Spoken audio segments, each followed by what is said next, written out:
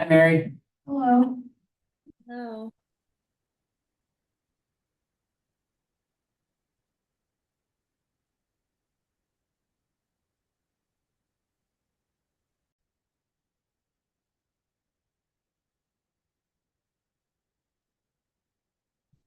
We'll go ahead and call the meeting to order.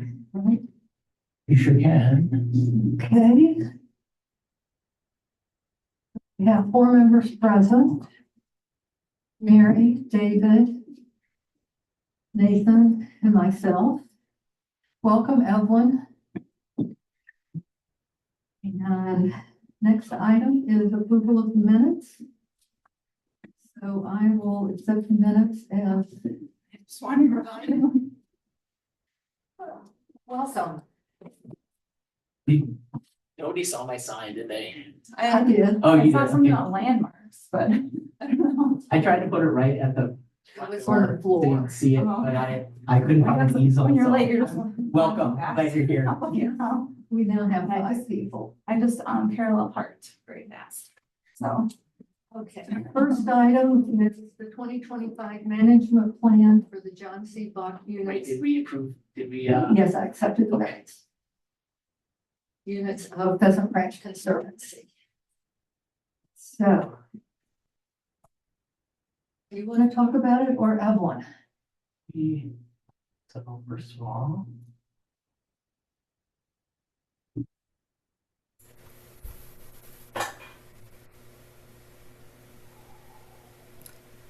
And Kevin, just so you know, I can hear you a little bit, but it's not as clear as probably like. So if you wanted me to speak, just let me know. So we can hear you pretty good. Yeah. Okay. Can you hear, you're having trouble hearing us? I think it's just when people are turning away from the computer, it gets a little lost, and that's okay. Okay, copy that. Where's the computer? There? That right there. Okay. And somebody just showed up, and that is.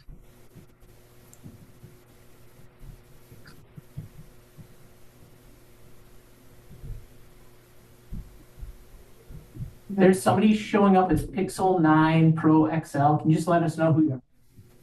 Hello, it's Tom Bernthal. Hello, Tom.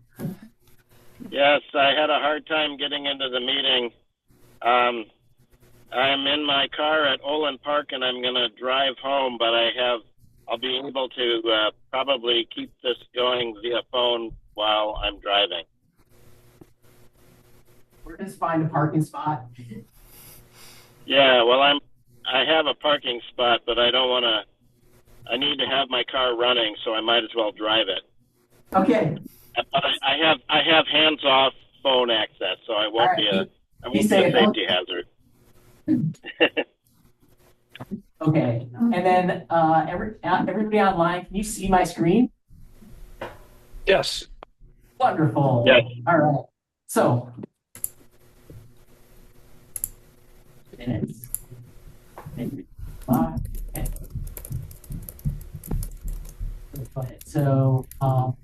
So yeah, you've seen the management plan for the John C. Bach units of Pheasant Branch Conservancy several occasions. Evelyn Williams from Adaptive Restoration is here with us. She has gone through and taken the feedback from residents, from our Headlight Transit Committee, from this committee, from staff, and distilled those comments and feedback into a final draft form, which we have here. Hello, Jim. Hey, Welcome. thanks. Just went to the other conference room. I saw David there, and I'm like, but I didn't recognize anyone else. I'm thinking, geez, you must have missed something. I'm supposed to be in tonight. Ah, All right. Well, welcome. It's nice to see you here. So we have that attached document. I can pull that up. We also have the forest stewardship plan and map, soil map, land report, and associated documents there. And Ellen Williams is here with us if you want to say a few words about the plan and the feedback and answer any questions that the committee might have. Sure. Yeah, I think it was interesting doing the Bach and the Graber plans kind of at the same time, just because they're pretty different in terms of what they in terms of what I was finding, in terms of like, wetland species versus these upland, the upland prairies and bog, and then also just the cover of invasive species versus these two sites is really different. So Graber has got a lot of reed canary grass, invasive cattail. We've got stuff that's going on in the Misty Valley retention area as well as around the pond itself. But the bog units are in pretty good shape, which is really, really nice. And I think there's a couple of things that go into that, things like visibility of the different conservancies. So Bach is a part of this larger conservancy that lots of people use. Graber is a little bit more on the periphery. And that visibility just leads into a whole bunch of different things in terms of support from different volunteer groups and the efforts that got into that.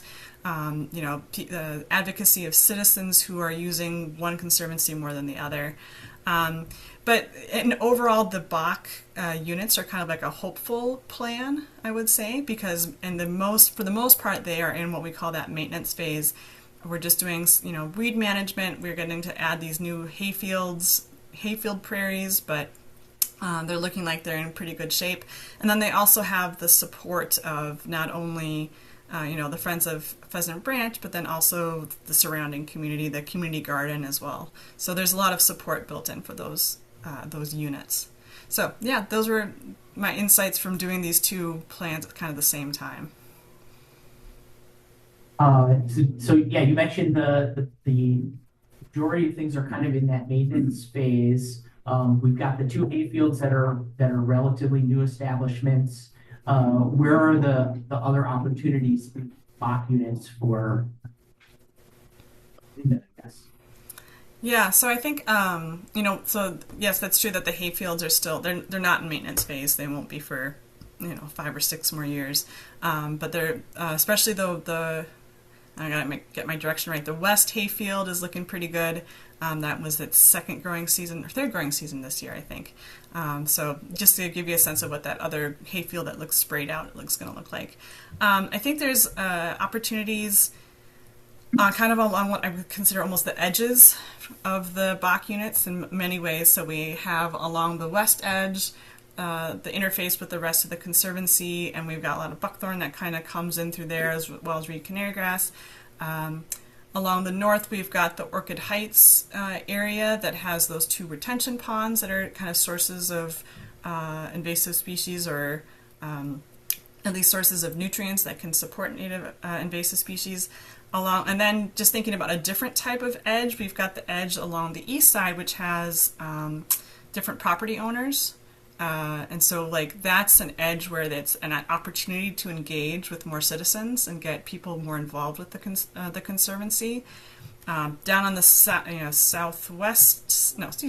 section has got the community garden. That's another kind of edge where there's again that opportunity to do more connection and more outreach to get people more involved. And then along the sort of southwest edge, there's a retention pond that's not on the conservancy lands, but is contiguous with it's like, part of that little, I can't remember the name of it, I apologize, the condo association that's right there.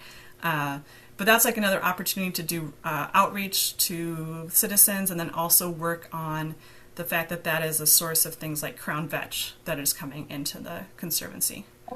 Who owns that retention pond? It's Is it the city or the landowners right there? It's not the creek, it's I can look it up. Let's see. Okay. Susan, is that near the Conservancy condos? Is that, I'm trying to get my orientation right. No, Conservancy Okay. is on the west side of the Conservancy. This would be on the east side. East side. Yeah, west side of these units, which is a little confusing because we've made these Bach units part of the larger Pheasant Branch Conservancy. And I know there's Gotcha. been, I know that in the past, just talking with Mike Healy, that there has been some attempts at communication with the landowners there. And then sometimes with just well-meaning volunteer groups, volunteers end up going on actually on that property because they're doing they're just following Kevin's where the bringing it weeds up are. on a map. Okay. There we go. Fly in and show me where you want. Talking about Highland Ridge Apartments. Okay. So that's There Red we Bull go. Park. Yeah, there we go. Highland Ridge Parks. Yeah. We have Or Wood Creek, Highland Ridge to the Apartments. west, Highland Oh. Ridge, and there's a triangle here that's outside of city property that's part of this parcel, part of this development. And I think this area here, and you guys can see my mouse when I'm Yeah, no moving problem. that. Okay, so I think that's an area where Crown Badge, Canada Thistle is coming into the Conservancy. Do we know the owner of this land? I don't have a contact at that apartment for the person that would oversee maintenance or be in charge of decisions.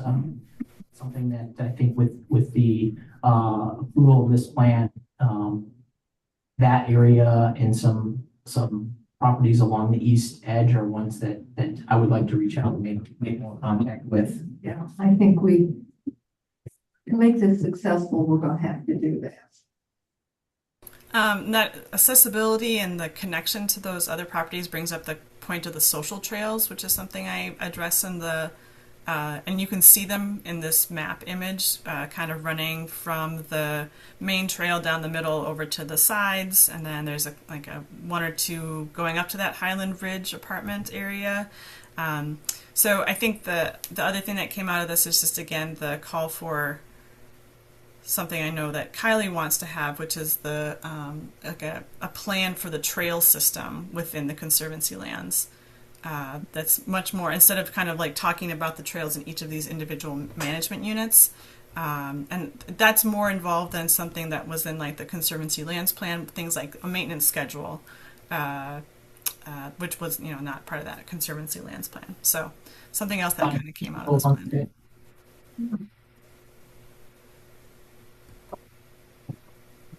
What questions do Yeah, do you guys have committee questions? members have?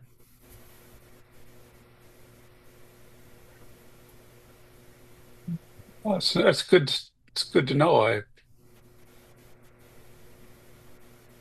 The impact of that Highland Ridge apartment and the private land around it.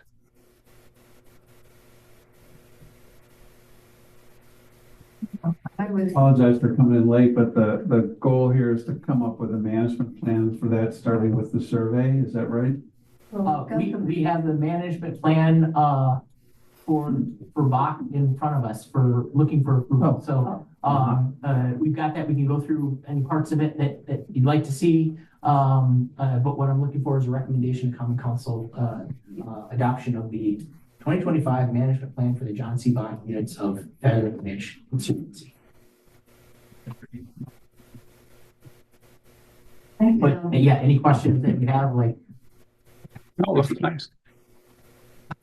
Evelyn, I like that you were pointing out the different kinds of trails that seem to be needed in these areas and the impact in terms of different, on how you do restoration. Clearly, there's a difference between some of them. Yeah, and I think that we have a social trail at Graber as well that's brought up in that plan, and that's I think a slightly different case in that it's kind of trying to substitute for the fact there's no sidewalk in that area, and it's an area that can it's a trail that a lot of people could end up using, and then for these trails that we're talking about in Bach, a lot of them are just from private residence areas. So even thinking about different types of social trails and what their functions were. What was the input from the Bike Ped Committee? They had lots of, I think I would call it more of opinions than recommendations. So, or like comments on things that they would like to, discuss further. So that a lot of those got wrapped up into this idea that we need to have a trail plan at some point that's more specifically for the trails. So it kind of fit, going on with the discussion about paving that section of the trail heading down the hill from the water tower down to Orchid Heights. From what I could gather from the comments, I think there was discussion once again about paved versus gravel, ways to slow down speed on trails, things like that.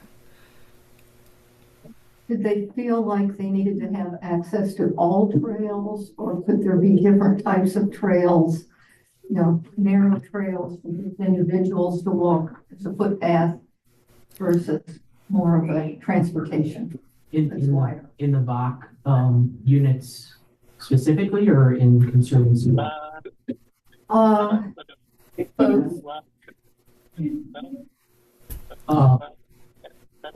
I don't think that was really addressed by the Ped Bike Committee. I wasn't there, so I've got the. Does anyone on this committee sit on that one or commission? No, we don't have a cross relationship with the Head Bike Transit. So the thought I had about what you asked about, Susan, is that there is a recommendation in our Conservancy lands plan to have separate facilities. So you have trails that are geared toward hiking only, trails that are your shared use path, and I think Bach is a good example where we do have that. We have the shared use path that you can go from the North Mendota Trail at Highland Avenue. You can go south to Orchid Heights and get into the Dane County portion of the Conservancy, or you can go into the woodlands where there's a hiking only trail and go through those. So this is maybe an example of where we're doing it successfully with perhaps some tweaks to solution. Yeah, I can shed some light on that area quite a bit. It's been brought up in my district on numerous occasions, some in some quite organized vocal public forums regarding the Orchid Heights up to Highland Trail, up the hill, and out back to Highland. And again, so this is just, letting you know what I've heard from constituents. So it's been quite a heated discussion on desires to pave that area and make it into something different than it is now, as opposed to not do anything. So I guess because it's all part of at least it's in the plan, and it's there for discussion and for the city to look at. That's a good idea. Yeah, and I think that section also just notes where the discussion is at this point. There was a petition, right, in 2024, October 2024. Oh, yes, absolutely. And so I think the current status, as far as I know, is again that the recommendation was to have someone do an ADA study. Yeah, there's been no formal action taken, by the city. It's been Evelyn, you put it best. There were a lot of opinions. So, and I think that was something I also picked up on with the Conservancy lands meeting that was held at the Orchid Heights shelter. We had very passionate opinions on both sides of paved versus not paved. Yes, not, exactly. Specifically on that area, but then just generally for the conservancies as a whole too. Yeah. Well, it's good that it's part of it. I mean, it'll always be there, and it's nice to have that. I had a couple of questions. Yeah, please. So, and Evelyn, I don't know if you're the right one, but one of the bullet points is reducing the deer population or doing deer abatement.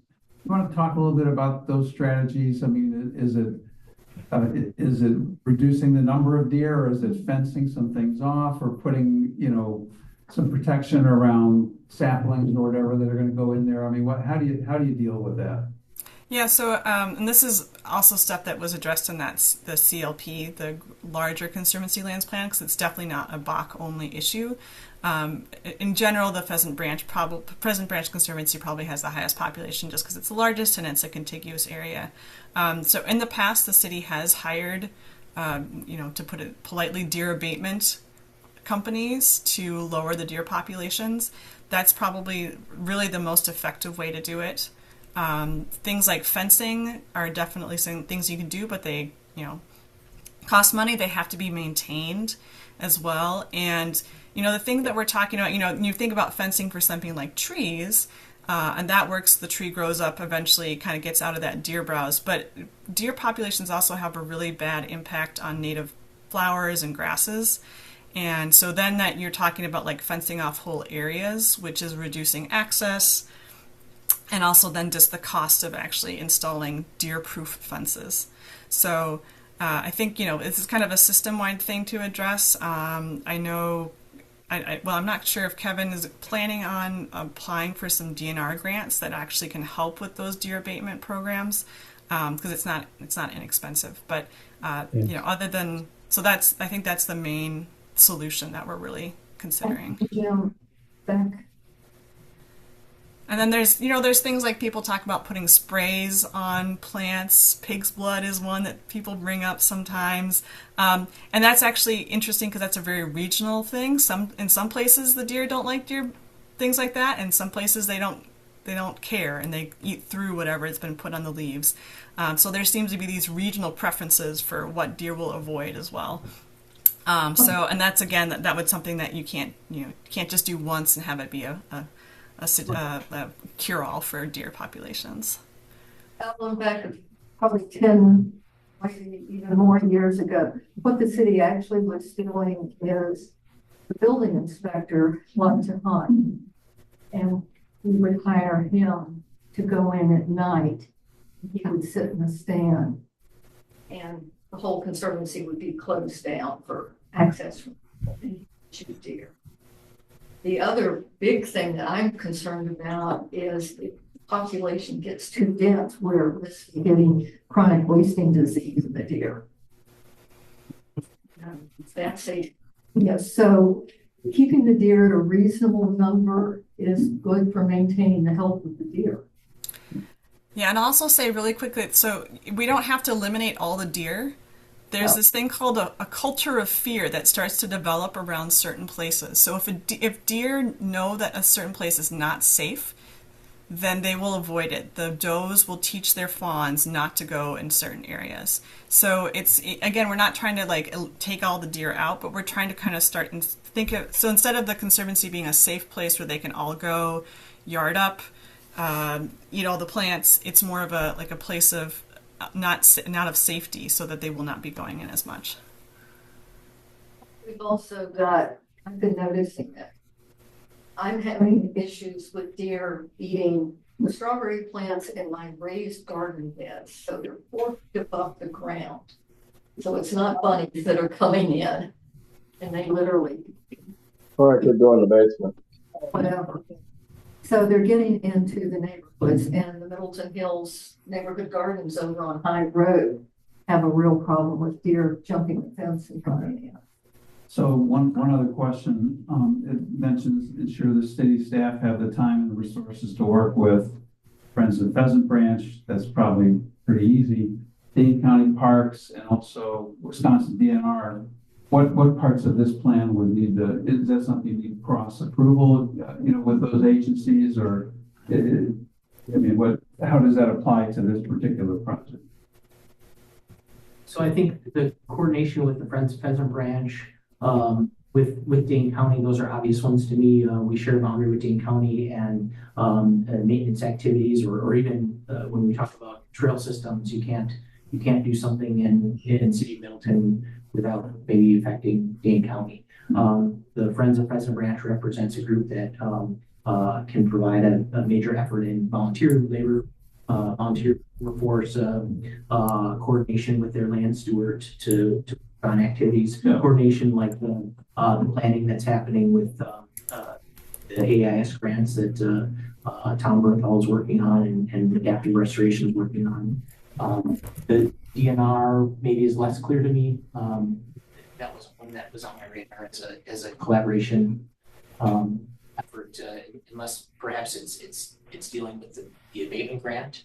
And just to back up, you asked about kind of the status of that, and as a December agenda item, I think we'll want to look at what items pass through the budget process. That process is wrapping up.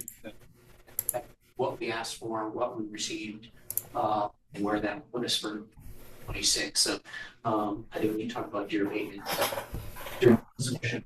So this sounds like we're just coordinating efforts. Yeah. Jurisdiction or permitting or something like that is not really an issue here. No, not that I can think of. But,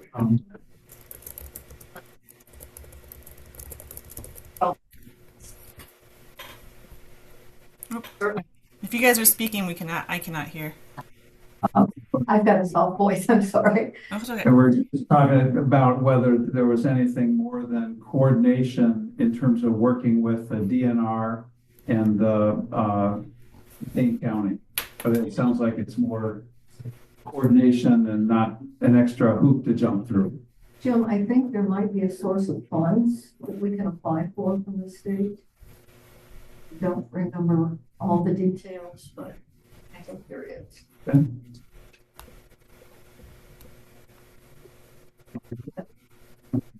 Do we have a motion to approve? Okay. Second? Lorman will second that. Okay. We have a motion and a second, and all in favor of approving the 2025 management plan for the John C. Bach units of Pheasant Ranch Conservancy, please say aye. Aye. Aye. Opposed? Aye. Were you voting in opposition or favor? In favor. Okay. Go on. I didn't know if you could hear me or not. Okay, passed unanimously. All right, thanks everyone. Thank you. Next item is the Confluence Pond North Fork South Fork Conservancy Ecological Assessment and Vegetation Management Plan Goals and Objectives. Discussion only. So, Evelyn, are you explaining this to us? With it, is one of the scope items on the task order for writing the ecological assessment and the vegetation management plan is a meeting with volunteer members of the Conservancy Lands Committee, the Water Resources Management Commission, and the Airport Commission to help in the development of the goals and objectives for that unit. So basically what we're doing here is asking for volunteer members of these three committees, commissions to make themselves available for a meeting with Evelyn, the consultant on this this plan to help develop those goals and objectives. And we have a member of our committee, Susan, that sits on Water Resources. We have a member of our committee, David, that sits on Airport Commission. I think that those members that sit on both would be, I want to encourage everyone to volunteer, but those members would be, I think, extra helpful because they bridge the gap of the understanding between those Right. Those bodies. And I will say, in the past, I'm served on Airport Commission too, so. Yeah. So this is just an opportunity for you to let it know that you're interested in doing this, and then we'll reach out with possible meeting times and go from there. So. Well, I am more than willing to do it. And David, are you willing to represent the Airport Commission? Yeah, absolutely. And Kevin reached out with a communication, so maybe I can get some clarification. But would you like some more participation? I mean, than just me? Do you want to kind of hear from others on the commission? There's across the hallway right now, Water Resources has this on as an agenda item. So there'll be some interest from Water Resources. And then I asked City Administrator Gatto to put this on the agenda for the Airport Commission at I believe you meet the first week of December. Well, then why Yeah. don't David volunteer through the airport commission? Oh, sure. Of course, I'll volunteer for the Yeah, airport commission. it really doesn't matter which mission you're. Well, we had a discussion of this before Mhm. the meeting tonight Yep. over at Water Resources. Jim Bachhuber, who's chair of Water Resources, wants to be on it also. I think more people the better. Yeah. Okay. I think Yep. that we shouldn't try So- and get like, just two people that represent three committees. I think if we have, three people that represent three committees, that'll be helpful just for the different perspectives. Well, thank you for saying what I was thinking. Yes, the more. And we've got 3 people already. Myself. Yeah, and like I said, that we might have a handful of people from Water Resources that this is on their agenda. They're talking about the same item. So did you, like at our next airport commission meeting, Evelyn, did you want to come and just give an update or a briefing to the commission, and then based on that, it could be myself and then any other commission members that sort of volunteer or voluntold.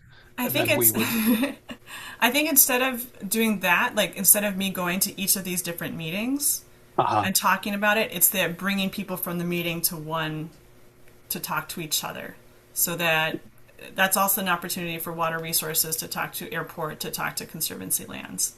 So then you would, you through Kevin would organize and host the meeting, and then the members of the airport commission and all the other committees and commissions who are volunteers would then come to that meeting, and then we would discuss. Yes, yeah. And I will say we don't have to have one perfect. person from each committee if other people are interested. No, I can think of an individual on the airport commission who's I think this has some good history and of what's kind of going on out there as well. Okay. So it doesn't really matter who Kevin. We're encouraging any interested party to volunteer. So we don't have a number in mind. It doesn't. We could fill up conference room B and have a Zoom link and have as many people participate in that discussion. Okay. I just think if the it airport helps to have manager. a background at the airport commission meeting, I'm happy to show up and just kind of give an intro to this project because that's probably something that might be lacking. We haven't really introduced that to the airport commission. Yeah, it's up to you. I'm sure Brian is capable of doing it, if you want through back channel. But yeah, I think there's some people who really have a lot of good input for you. Who are you thinking? Historically. Nathan? Well, Rich Morey, he knows that he literally knows that land intimately. Yeah. And the history of it over, literally his mortal life. And then there's another commission member, I think, who has always been very involved in caring for the land out there and a volunteer anytime there's been, days of doing brush work and other things like that. And she's also very involved in just kind of some of the other, I think, local stuff in Middleton. So I don't think you have to worry about hearing people on the airport give you a sense of what's going on out there. So, and then you mentioned that the next meeting is not until December, the first week of December. First Thursday of December. I'm wondering if we could, Kevin, do a little bit more of the, instead of waiting for that meeting to get volunteers. To reach out to those members. Yeah, just because I was hoping to do the meeting before everyone left for Christmas, holiday stuff, and if that meeting's that week and then trying to find a scheduled time the week before Christmas could be weird. I'm sure that's fine then. I can just reach out to the individuals and I'll just tell them, hey, would you volunteer for a meeting set on whatever date that you come up with, Evelyn and Kevin. All right. David, I'll coordinate with you and Brian on getting that information out, and Evelyn, that'll speed your timeline up. Thank you, Kevin. I appreciate it. Thank you, David. Yeah, So, of course. anyone else from this, committee interested in helping out? Me. I got your name down, Susan, thank you. Okay. Thank you, Susan. All right, very good. So, All right. and next item is Resolution 2025-47 in support of reauthorizing state funding for the Knowles Nelson Stewardship Program. So this is an item, that was actually looked at council last night. Maybe David, you could give us an update on how this went at council. Sure. It's basically on here as an FYI for the commission to know about this important issue. So David, if you want to just let us know what happened at council last night. Oh, well, very simple, uncomplicated. We reviewed it, motions were made, and it was approved, and that was it. And it was done. So there was absolutely no discussion other than a desire to support it. Perfect. So the item is on this agenda. Do I have a chat here? Oh, yes. Thank you, Evelyn. Oh, Evelyn's gone. Okay. Yeah. So it's basically on here just for your awareness. And so we've got a couple of things here. This is the document from the Knowles Nelson. Yeah. And it's a nice thing to go through and review if you haven't seen some of the impact. Also attached to the agenda, these are some projects from Middleton. So this kind of shows you the impact that the Knowles Nelson grant has had at a local level. And then we've got the Can you go back to that? yes, It's been a while though, hasn't it? it has, yeah. Yeah. Mhm. I think This is one where you need to have matching funds. this is a matching grant, yeah. So it's my understanding that Penny Klein was pretty aggressive in chasing grants. Was. And the evidence is here on the screen. I think you'll see a lot of those dates go back to the Penny Klein era.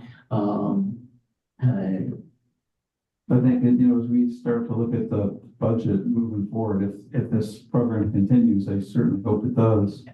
I'd be glad to help out with that. Absolutely, yeah. Supplement something for a big project that we have, or Yeah, and And just that's to something I can help on too. highlight that figure there, we just talked about the Bach units. This is the Highland Way acquisition was being able to acquire the Bach parcel from the school district. That was a crucial part of that process. So I think it illustrates.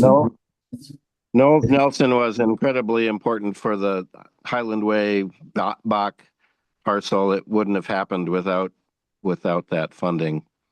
Yeah. And the impetus that developed to raise private funds was because we had that funding secured. And it was controversial because it was expensive and urban. Mhm. And something else I'll add is Dan Erdman was especially helpful in getting this funding. I have a question. Is there like enough people now to do it? Because you said a lot of this stuff is like, oh, whatever. And so like now is there, because you said Penny Klein did it before, like who would do it now? Penny did a lot of the grant writing. Mm-hmm. Jim and I both, this would be way easier than the grants we write professionally. I hope. It is. Yeah. So, and Okay. I'm retired. I'm willing to work on writing grants. Yeah, that's all encouraged. So so the issue is that this funding is it's in jeopardy of not moving forward. So Yes. This was an effort by the Common Council to make their voice heard and say we want to encourage this funding source to keep going. I would encourage you to reach out to your state legislator and make your voice heard for this issue. That's probably the biggest thing is reach out, not just to our own specific legislators. I think most of them will be in favor of it, but some of the others Yeah, so outside of our certainly, area to really, yeah, the funding is in jeopardy. So yeah. And when we look at comparing Wisconsin to Minnesota and Michigan, and I'm thinking about all that basically native land up north, we should have a whole lot more land that's being funded by the state. yeah, and that's what we're referenced here. So Yeah. So I unless you have other questions, this is on there for your information here, and to know that your council passed this through last night. Question, Kevin and Susan, is this the kind of opportunity where, for example, say there is that parcel of land that's private, not being developed, not being managed, that clearly appears to be inside the Conservancy.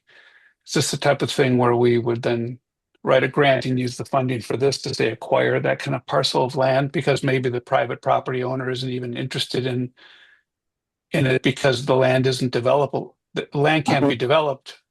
I think that's an example of how this grant program has been used in the past and what it's intended for. Yeah. And So that would yes, get rid of taxes for those people, the current owners, if we bought it. and we looks like about getting specific, naming spaces and names. There was some of that in a previous item we discussed tonight already. Okay. This could be a good, we need to keep it funded at the state level. Okay. So Yeah. everybody contact legislators. Yeah, I would like the email, yeah, because I can. It would be great getting some high school Yeah, kids that's doing what I it, think, because yeah. I think you offer a different perspective in wanting to preserve the future. Yeah, we actually just got done with time, so it's a good time to like do meeting and stuff, so. Okay, good. That's great. Yeah. I'd like That's to- really nice. Keep that up. Okay. The next item is liaison reports. So Erica, do you have Parks and I Recreation? think the only thing is that the survey is out for the comprehensive outdoor recreation plan, so everybody should get online and take the survey. I think it's close in February. It's open for a while. Yeah. So Yeah. And for water resources, they are meeting in conference room B right now. So I don't know what's going on there. I can report next month. And Mary, can you report on Public Works? Yeah, I missed the last meeting, but the meeting before that, we talked about brush collection and leaf collection and garden waste. And I haven't seen it reflected on the policy that's currently on the website, but it went down for garden waste to have pieces instead of less than 18 inches or less, 12 inches or less. And then we just kind of talked about brush collection policies in general. So I hope everyone got their leaves out before it rained and picked up, but that was pretty much it for reports. Yeah. It's actually an item that I want to get put on the agenda just to update water resources about picking up leaves and street sweeping of leaves and how we can make it more efficient. With climate change, we've had cold periods and leaves coming down, then it got warm. So it's been much more difficult this year. With sort of two different times when we've needed to pick up leaves. That I'm just wondering how the city, what their policy specifically is and how we can make it a little better. So that we're not dumping phosphorus and who knows what else in the Pheasant Branch and the lakes. Yeah, I'd like to see that also, Mary, taken back to Public Works. Same question. It seems to be something that I hear from my constituents on, that fall is really now moving into December. Yes. Yep. I hear that. I'll definitely pass that along next time as a discussion topic. And I can get it on the agenda hopefully for the next meeting. And here, I've also heard that, not in like a specifically committee setting, but because the leaves are falling at different times, it is kind of changing up the schedule for what people are used to and what's most functional. And depending on your trees, I mean, locust came down real early and now we're getting the other trees. So it's been sort of two falls this year. The other thing I'll say, I'm on the Clean Lakes Alliance Renew the Blue program. And this is probably one of the things we will be working on for the whole area, is coming up ways to minimize pollution of the lakes.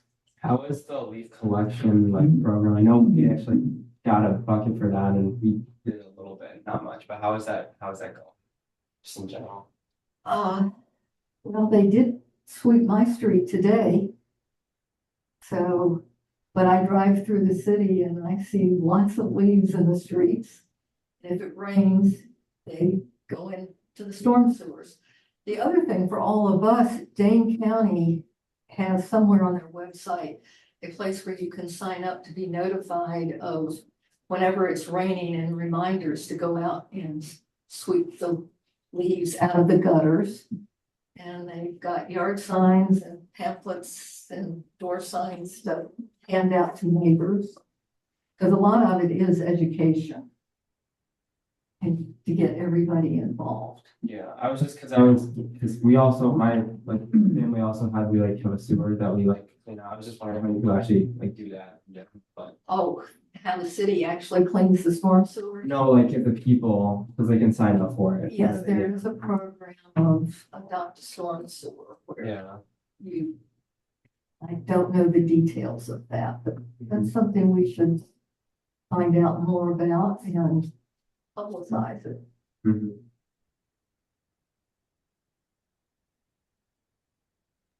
Okay, I think, is there any, that's the last agenda item, so I would say we are adjourned, and thank you, everyone. Thanks. Bye. Thank you. Thanks, bye-bye. Bye-bye.